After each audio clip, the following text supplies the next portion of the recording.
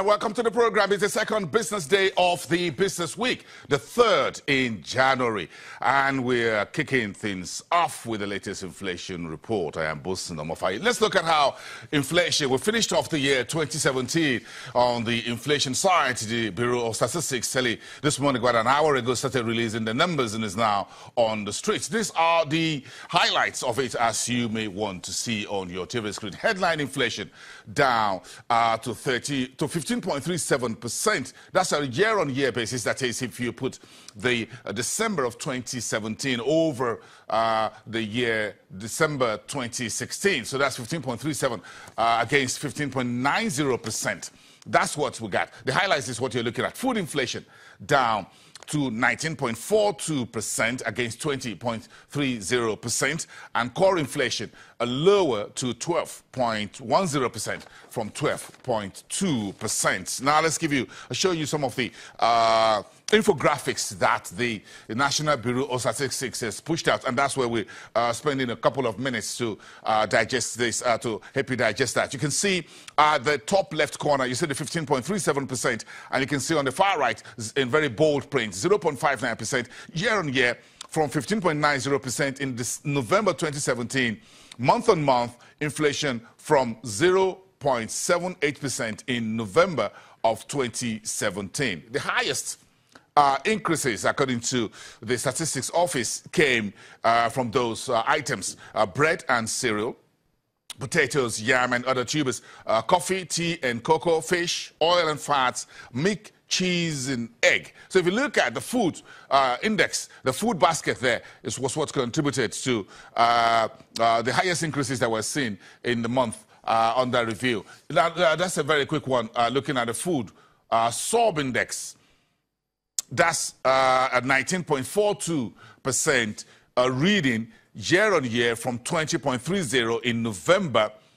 That's a 0.58% month-on-month from 0.88% in November of last year. The highest increase recorded when it comes to the food. You can see your bread and your cereals, potatoes, yams and other tubers, coffee, tea and cocoa, and that is more a little bit of what you saw earlier. That's the food SOB index for you. Then you've got the core SOB index in the month. We're also reviewing for December last year. You can see the reading at 12.10% from 12.20%. That's at the bottom there. Then you can see the 0.51% a month-on-month reading as the Statistics Office released them. And you can see the highest increase recorded in those items, the fuel and lubricants for personal transport equipment. We all remember the grinding fuel scarcity of December 2017. Solid and liquid fuel, passenger transport by air, hospital and medical services, clothing materials and other articles of clothing, vehicle spare parts, non-durable goods, furniture and fittings of furniture and furnishing, as captioned by the NBS. Those are the where you see core SOB index reading in the month we just put behind us. Then let's come to where some of us do live. The urban inflation. I live in Lagos, Nigeria's most urban city. So that's where you can see the urban versus rural index in December. Look at the numbers, 15.78%. That's year-on-year from 16.27. But if you look at the month-on-month, that's 0.66%. From 0.85 in November. And the rural index in November rose 15.02%. That's an easing, actually, if you look at that. That's an easing. 15.02% from 15.59% in November. And for the month-on-month, the left corner is the year-on-year. On the left corner is your year-on-year. On the right is the month-on-month reading, 0.54%. But if you look at what the Statistics Office brought out this morning, quite extensive, and we're just going to be breaking this down for you as the day progresses. But just need to add that on a state-by-state basis, that's what the federal picture, national figure, looks like. But on a month-on-month basis, in December, On a year-on-year basis, inflation was highest in Bauchi State, 21.92%, Nasarawa State, 18.6%. These are the top three. And in Kebbi State, 18.67%.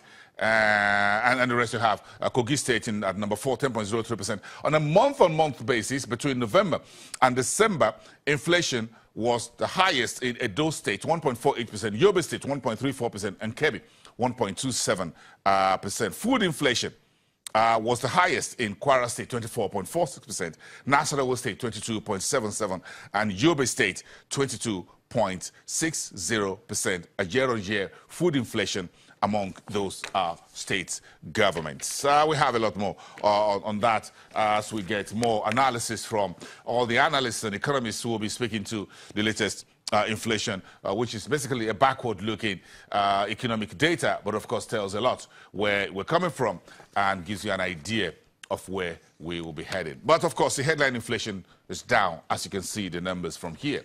What else is making business and headlines this morning? Crude oil prices returns to $70 a barrel early Tuesday. That's about 4:30 a.m. today, after a brief romance with the new level of 70 last Thursday evening. Remember on Friday, we had a bit of a toast here with Dolaponi on oil crossing 70. Then it tapered off a little bit around 69.7. Then early this morning, just as I was getting out of bed, crude oil, Brent to be more precise, the benchmark for Nigeria's crude went back to 70, slightly above $70 a barrel, and the world is celebrating that as we speak. But we're not toasting to anything today. Inflation is here, we could toast to that, but we still believe this is really high, 15.37% for now. And you're looking at the insurance sector. The insurance sector regulator called NICOM has reduced the minimum regulatory capital for micro insurance providers from 150 million to 40 million. The regulator on Monday released a new guideline, a 30-page document, if you got a time to read it. I haven't read all the pages, but it was extensive to talk about micro-insurance in Nigeria. That will be bringing a new ocean. And we'll talk about this micro-insurance sometime last year. That is where the big money really is. Micro-insurance, like microfinance bank, for the majority of Nigerians at the bottom of the pyramid. That is, folks who are selling inside traffic. Those are, oh, that's illegal in Lagos, by the way. Sorry, I need to add that. If you're caught buying or selling in traffic in Lagos, that's illegal under the law. But if you're selling by, well, the roadside, those who are retailers, everyone there who can afford a very small amount of money to do insurance, then you can get on the micro insurance. So now the insurance regulator is opening the gateway for those who have what it takes. If you have 40 million naira, you can set up a micro insurance company. So the operational guidelines you can read, 30 pages to get you started. The new guidelines become effective 1st of January 2018.